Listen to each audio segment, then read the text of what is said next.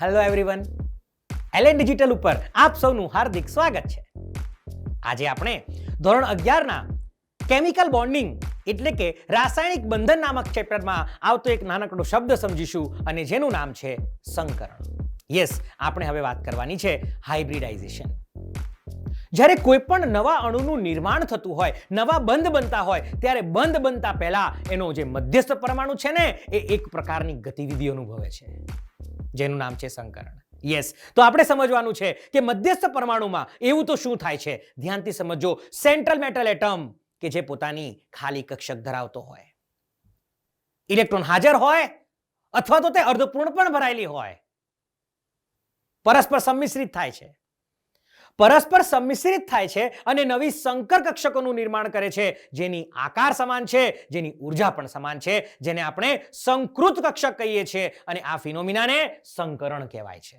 આઈ repeat, central metal એટમની બે કે બે કરતા વધારે પરમાણ્વીય કક્ષક કે જેઓની ઉર્જામાં તફાવત નજીવો છે પરસ્પર જોડાય છે. પરસ્પર જોડાઈને નવી સંમિશ્રિત સંકર કક્ષકોનું નિર્માણ કરે છે જેનો આકાર પણ સમાન છે, જેની ઉર્જા પણ સમાન છે અને હવે તે બંધ બનાવવા માટે પરિપક્વ છે.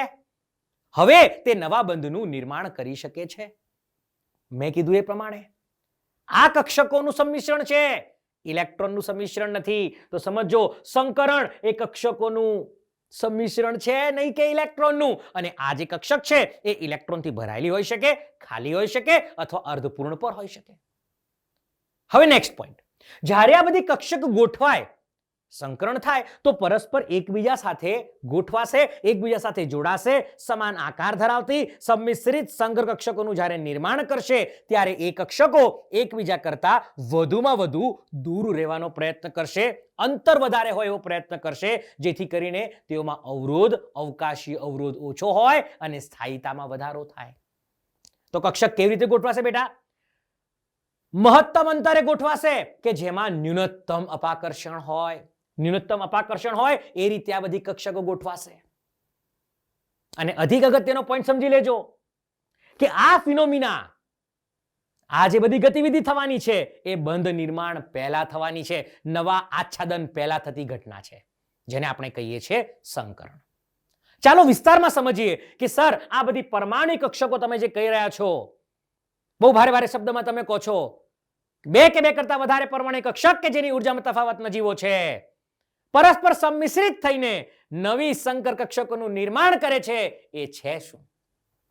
ચાલો, તો આપણે એટલીસ્ટ એટલું જાણી ગયા છીએ કે જે બધી કક્ષક હોય ને એના આકાર એક સ્પેસિફિક હોય. એસ કક્ષક ગોળાકાર છે, પી કક્ષક ડંબેલ આકારની છે, ડી કક્ષક ડબલ ડંબેલ આકારની છે, યુ આર રાઈટ, અને એફ કક્ષક વિખેરાયેલી છે.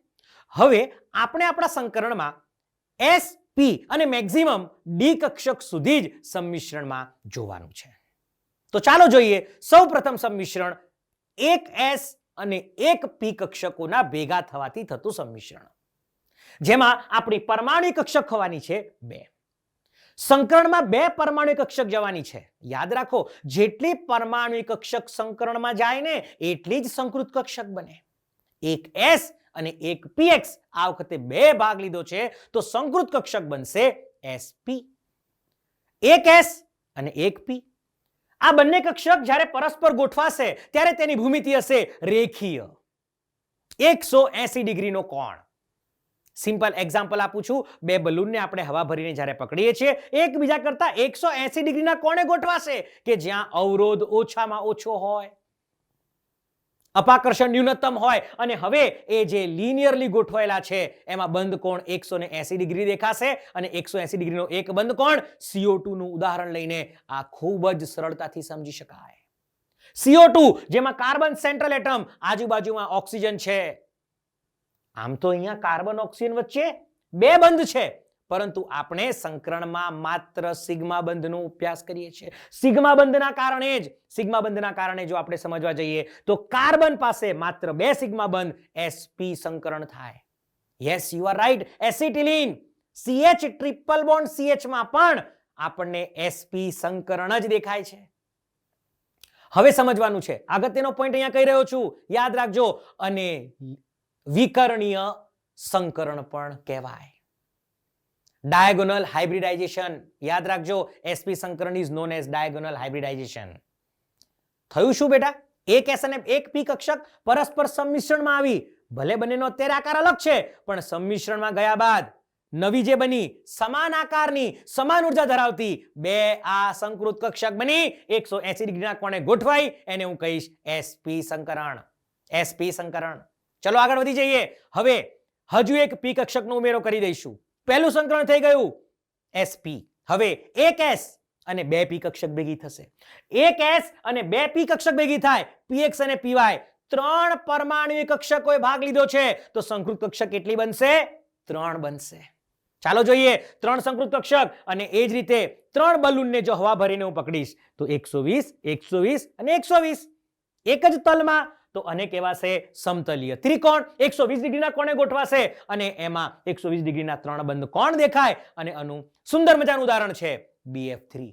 બોરોન કે જે બાહ્યતમ કક્ષામાં 3 ઇલેક્ટ્રોન ધરાવે છે, એ ફ્લોરિન સાથે જોડાશે અને સમતલીય ત્રિકોણ 120 ડિગ્રીના 3 બંધ કોણ દેખાશે. ચાલો સંકરણમાં કઈ રીતે કક્ષકો ગઈ છે સમજી લઈએ. એક s અને બે p. આ છે px, આ છે py. ત્રણે ત્રણના અત્યારે આકાર અલગ અલગ છે, ઉર્જામાં તફાવત ઓછો છે. પરસ્પર જોડાઈને નવી સંમિશ્રિત સંકૃત કક્ષક ભાઈ 3 હતી તો 3 બની, એકબીજાથી 120 ડિગ્રીના કોણે ગોઠવાઈ. હવે એ બંધ બનાવવા માટે કાર્યક્ષમ બની છે. હવે અહીંયા 3 બંધ બનશે અને BF3 અણુની રચના થશે. ખ્યાલ આવવો જોઈએ. આગળ વધી જઈએ. એક s બે p ના બદલે હવે 3 p કક્ષક. ચાલો તો એક s અને 3 p કક્ષક પરસ્પર સંમિશ્રિત થશે. 4 જોડાઈ છે, 4 સંકૃત કક્ષક બનશે. આકાર થશે આ વખતે, સમજો બરાબર. જો હું 4 બલૂનને પકડી લઉં હવા ભરીને, તો સર એ 90 ના કોણ ઉપર એક જ તલમાં ન ગોઠવાઈ શકે. સાચી વાત છે, એવું વિચારી શકાય. પરંતુ તમે સમજો, આપણે 90 ડિગ્રીના કોણ વિચાર્યા, પણ એમાંથી જો 3 નીચેની તરફ ઢળી પડે અને એક ઉપરની તરફ રહે, તો બંધ કોણ થઈ જાય છે 109 ડિગ્રી અને 28 મિનિટની નજીક. જો આટલો બંધ કોણ હોય ને 109 ડિગ્રી નજીક પહોંચે, એ 90 કરતા તો બંધ કોણ વધ્યો જ છે. બંધ કોણ મોટો થયો છે, કક્ષકો એકબીજા કરતા દૂર ગઈ છે, અવકાશી અવરોધ ઘટ્યો છે અને સ્થાયીતામાં વધારો થયો છે. એટલા માટે યાદ રાખો sp3 સંકરણ એ ચતુષ્ફલકીય જ હોય. અને એનું ઉદાહરણ છે મિથેન. પણ અહીંયા એક્ઝામમાં પ્રશ્ન પૂછાય છે કે મિથેનની અંદર 109 ડિગ્રી 28 મિનિટના બંધ કોણ છે, પણ એ કેટલા છે? તો કુલ 6 દેખાવા જોઈએ. સમજો ધ્યાનથી, 6 બંધ કોણ કઈ રીતે થશે? તો આ એક ઉપરની તરફનો h છે, એ આ 3 h સાથે 3 બંધ કોણ બનાવશે 109 ડિગ્રી 28 મિનિટના. હવે નીચેના 3 પરસ્પર 1 2 3 1 2 3 અને આ પ્રમાણે 1 2 and 3. નીચે જે ઢળી પડેલા 3 છે, પરસ્પર તેઓની વચ્ચે પણ આવતા 3 બંધ કોણ કુલ 109 ડિગ્રી 28 મિનિટના ટોટલ 6 બંધ કોણ દેખાવા જોઈએ. આ જે અણુ છે એ આપણો મિથેન છે. ચલો જોઈ લઈએ પરમાણુ કક્ષકોનું સંમિશ્રણ. યસ, એક s, px, py અને pz ત્રણે અલગ અલગ, પરંતુ હવે આ ચારે ચાર ભેગી થશે અને ભેગી થઈને સમાન આકાર ધરાવતી, બોલો, સમાન આકાર ધરાવતી, સમાન ઉર્જા ધરાવતી સંમિશ્રિત સંકર કક્ષકોનું નિર્માણ કરશે કે જેઓ ચતુષ્ફલકીય રીતે ગોઠવાયેલી હોય. હવે તેઓ બંધ બનાવવા માટે તૈયાર છે. હવે હાઇડ્રોજન આવશે અને કાર્બન સાથે બંધ બનાવશે. એક્ઝામિનર પૂછી શકે કે મિથેનમાં કાર્બન હાઇડ્રોજન વચ્ચે બનતા સિગ્મા બંધને તમે કયું નામ આપશો? તો એ બંધને કહેવાશે સર, એ છે ને કાર્બનની, બરાબર શબ્દ પકડજો, કાર્બનની sp3 સંકૃત કક્ષક અને hydrogen spherical 1s1 electronic configuration. બંધ કોની વચ્ચે બન્યો છે? એ બંધ કાર્બનની sp3 સંકૃત કક્ષક અને હાઇડ્રોજનની 1s કક્ષક વચ્ચે બનેલો સર, એ તો સિગ્મા બંધ છે. અને એવા કેટલા બંધ બનાવે છે મિથેન? 4. ખ્યાલ આવશે? આગળ જઈએ. ચલો હજુ આપણે એક બંધ આમાં વધારાનો બનાવી દઈએ. અને યસ, આ વખતે એક s 3 p અને હજુ એક કક્ષક ઉમેરાશે. p તો પૂરી થઈ ગઈ છે, હવે વારો આવશે d નો. તો આ વખતે sp3 d માં d આપણે જાણીએ છીએ. d કક્ષક કેટલી હોય બેટા? 5. કઈ કઈ? 2 અક્ષીય અને 3 તલીય. અક્ષીય હોય એટલે dx2 y2 અને dz2 અને તલીય એટલે dxy dyz dxz. તમે ભણેલા છો, રિકોલ અહીંયા યાદ કરાવું છું, ધ્યાન આપજો. તો એમાંથી મારે તો કામ છે અત્યારે માત્ર dz² કે જે અક્ષીય છે. 5 ભેગી થઈ, શું વાંધો છે? 5 સગૃત કક્ષક બનશે, સંકરણ થશે sp3d. sp3d અહીંયાથી તમારું કામ આસાન છે. sp3d 5 બંધ બનાવવા છે. 5 બલૂન આપણે પકડીએ તો 3 એક જ તલમાં રહેશે, એક ઉપર અને એક નીચે જશે. આકાર કહી શકો ત્રિકોણીય દ્વિપિરામિડલ. ત્રિકોણીય દ્વિપિરામિડલ. તરત ખ્યાલ આવે, ત્રિકોણમાં છે ને 3 જે છે એ એકબીજા કરતા 120 ડિગ્રીના કોણે ગોઠવાયેલા હોય. તો 120 ડિગ્રીના કેટલા? 3. બંધ કોણ લખાય પહેલા જ ક્લિક થવું જોઈએ. તલમાં 120 ના 3. હવે ઉપરનો જે લંબ છે એ 3 સાથે 90 નો બંધ બનાવશે, નીચેનો બંધ એ 3 સાથે 90 નો બંધ બનાવશે. તો 90 ના કેટલા મળ્યા બેટા? 6. તો 6 મળશે આપણને 90 ડિગ્રીના અને એક લંબ દિશામાં ગોઠવાયેલો 180 ડિગ્રી. PCl5 ઉદાહરણ આનું સૌથી સારું ઉદાહરણ છે. PCl5 અણુ વડે તમે સમજી શકો છો કે આ રીતે ત્રિકોણીય દ્વિપિરામિડલ થશે. એક તલમાં 3 Cl, ઉપર અને નીચે 2 Cl દેખાશે. બંધ કોણ કયા કયા છે? 120 degree, 90 degree, 180 degree. Proper visualise થવા જોઈએ. ચાલો જોઈ લઈએ પરમાણુ કક્ષકોનું સંમિશ્રણ. 1s 3p. આ વખતે d કઈ આવી ગઈ હતી? dz². અક્ષીય, યસ, તો બધી ભેગી થશે અને જેવી બધી કક્ષક ભેગી થશે સમાન આકાર ધરાવતી, સમાન ઉર્જા ધરાવતી. હવે તો યાદ રહી ગયું હોય કેટલી ભેગી થઈ હતી? 5. તો 5 બનશે. હવે ત્રિકોણીય દ્વિપિરામિડલ જો આકાર દેખાય છે. ચાલો હજુ એક બંધ બનાવું છું. હજુ એક બંધ વધારી દઈએ તો sp3d2. ઓકે, શું વાંધો છે? sp3d2. કયો d ઉમેરાયો? આ વખતે dx²y² ઉમેરાયો સર. નો વરીસ. ટોટલ આપણી પાસે છે 3 અને 3 6. 6 બંધ બનાવો. મેં કીધું એ પ્રમાણે હવે તમારી લાઈફ સ્મૂથ છે. કેવી રીતે? ત્રિકોણીય દ્વિપિરામિડલમાં એક આકાર ફિક્સ રાખો, હવે એમાં એક બંધ ઉમેરતા જાઓ તો ચોરસ દ્વિપિરામિડલ થઈ જશે. તલમાં એક બંધ ઉમેરાતો જશે. હવે તલમાં 3 ના 4 થઈ ગયા તો બધા જ 90 ના. તલમાં 4 એ 4 90 ના, ઉપર અને નીચે પણ 90 નો. તો તરત જ ખ્યાલ આવશે ચોરસ દ્વિપિરામિડલ બોલાય અથવા તો એને ઓક્ટાહેડ્રલ બોલાય. 90 ડિગ્રીના બોન્ડ એંગલ કેટલા બેટા? તલના 90 ના 4, ઉપર અને નીચેના 8, ટોટલ 12 90 ડિગ્રીના દેખાશે અને 3 180 ડિગ્રીના દેખાશે. અને આનું ઉદાહરણ છે SF6. SF6 અણુ વડે તમે આ કમ્પ્લીટ એની ભૂમિતિ અને જ્યોમેટ્રી સમજી શકો છો. એક જ તલમાં, ભાઈ સમજો, આ જે છે સલ્ફર, એક જ તલના છે ફ્લોરિન ગોઠવાયેલા 4, ઉપર અને નીચે 2. ચાલો જોઈ લઈએ એના પરમાણુ કક્ષકોનું સંમિશ્રણ. ચલો ચલો ધ્યાન છે આપણને. 1s 3p. આ વખતે d2 હતી. કઈ કઈ? અક્ષીય. dz² ની સાથે ઉમેરાઈ કઈ હતી? dx²y². બધી ભેગી થઈ. ભેગી થશે એટલે યસ, સમાન આકાર ધરાવતી, સમાન ઉર્જા ધરાવતી સંમિશ્રિત સંકર કક્ષક. કેટલી બનશે આ વખતે? 3 ને 3 6. ચોરસ દ્વિપિરામિડલ ઓક્ટાહેડ્રલ, બધી 90 ડિગ્રી. આગળ વધી જઈએ છીએ અને આની અંદર જ જો હજી એક કક્ષક ઉમેરી દઈએ લાસ્ટ, તો એ થઈ જશે sp3d3 સંકરણ. એમાં પરમાણુ કક્ષક હશે 7 અને 7 પરમાણુ કક્ષક કઈ કઈ છે? d ખાલી એક વધારાની ઉમેરી છે. યાદ રાખજો dxy તલીય. પહેલી વખત તલીય d કક્ષક ઉમેરાઈ છે. વાંધો નથી, સમીકરણમાં જશે. ટોટલ 7 બંધ. કેવી રીતે બનશે? તો આ વખતે ભાઈ પહેલા 3 હતા, ઉપર નીચે 2, પછી 4 થયા, ઉપર નીચે 2, હવે 5 બંધ તલમાં. તો પંચકોણીય દ્વિપિરામિડલ. યસ, બરાબર વિચારો છો. પંચકોણીય દ્વિપિરામિડલ થઈ જશે. આ પંચકોણીય દ્વિપિરામિડલમાં જે પંચકોણ બનાવતી 5 કક્ષક છે, પરસ્પર તેઓની વચ્ચેના બંધ કોણ બેટા 72 છે, તો 72 ડિગ્રી છે.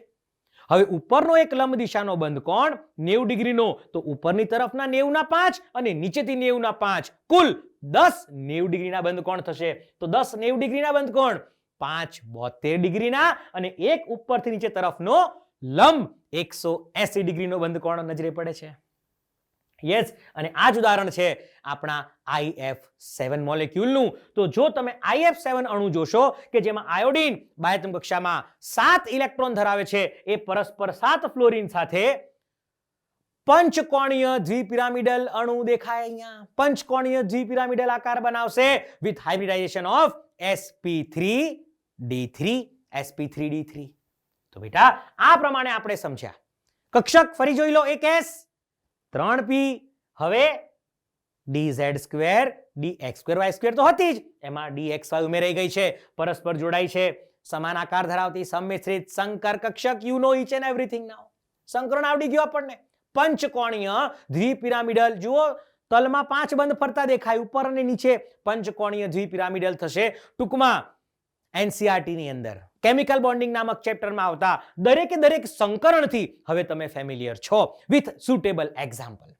ચલો એક વખત ફરીથી બધાને યાદ કરી લઈએ. સૌથી પહેલું સંકરણ છે sp સંકરણ, જેમાં એક s અને એક p કક્ષક સંમિશ્રિત થશે. Yes, BeCl2 CO2 CH triple bond CH એના જ ઉદાહરણ છે.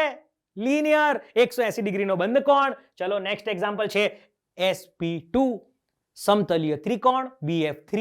ચલો next sp3 ચતુષ્ફલકીય SiCl4 CH4. Yes, એના ઉદાહરણ છે. નેક્સ્ટ હજુ એક બંધ ઉમેરાય તો sp3d ત્રિકોણીય દ્વિપિરામિડલ. યસ, 120 90 વાળા પરફેક્ટ ત્રિકોણીય દ્વિપિરામિડલ છે. PCl5. આગળ વધી જઈએ. sp3d2 SF6 ચતુષ્કોણીય સમતલમાં કેટલા હતા? 4. Square bipyramidal. શું કહો છો તમે એને? ઓક્ટાહેડ્રલ. Absolutely correct. અષ્ટફલકીય. હજુ એક બંધ બની જશે અને એ થઈ જશે sp3d3 થી બનતું sp3d3 પંચકોણીય દ્વિપિરામિડલ. પંચકોણીય દ્વિપિરામિડલ બેટા. તો આ પ્રમાણે દરેકે દરેક સંકરણ અને આકાર સમજી શકાય છે. વધુ માહિતી માટે જોડાયેલા રહો LN ડિજિટલની સાથે. Thank you.